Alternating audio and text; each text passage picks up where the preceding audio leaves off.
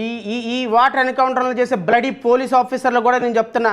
మీరు అనుకుంటున్నారు మా డీజీపీ గారు చెప్పారు కాబట్టి మేము ఎన్కౌంటర్ చేసాం, తోసాం, మా హోమ్ మినిస్టర్ గారు చెప్పింది కాబట్టి తోసాం. ఎక్కడికి పోదు నాయనా, కాలం గిర్రని తిరిగి వస్తుంది. 3 సంవత్సరాలు ఆగండి, కంగారు ఏం లేదు. వాటర్ ఎన్కౌంటర్ల మీద ఎవడెవడు జైలుకి వెళ్ళాడో నేను ఐపీఎస్ ఆఫీసర్లకు కూడా చెప్తున్నా. The bloody IPS officers who are involved in the particular crimes. మీరు ఒక మనుషుల్ని, చట్టాన్ని, న్యాయాన్ని గౌరవించకుండా, వాళ్ళకి శిక్షలు వేయించకుండా ఈరోజు మీరు వాళ్ళని వాటర్ ఎన్కౌంటర్లో చంపేసి పడేసేటువంటి విధానం పట్ల ఖచ్చితంగా రేపు న్యాయ విచారణ జరుగుద్ది. కంగారు ఏమి లేదు. గిర్రని కాలం తిరిగి వచ్చింది. సుబ్బారావు వాళ్ళ కూతురు వస్తుంది. Home minister Anitha, DGP, SP వీళ్ళందరూ కలిసి మా నాన్న చంపేసారని ఒక కంప్లైంట్ పెడుతుంది. 2 నిమిషాల్లో ముద్దా అయిపోతావమ్మా, నువ్వేం కంగారేం లేదు.